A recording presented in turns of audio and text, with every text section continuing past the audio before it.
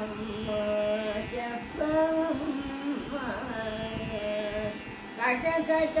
వినడేని చేతును కఠిన చేతుని మనసు కరుదను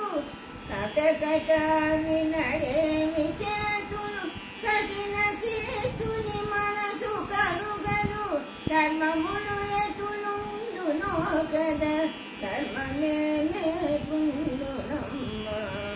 కర్మములు ఎటులుండునో కదా ధర్మమే నీకుండునమ్మా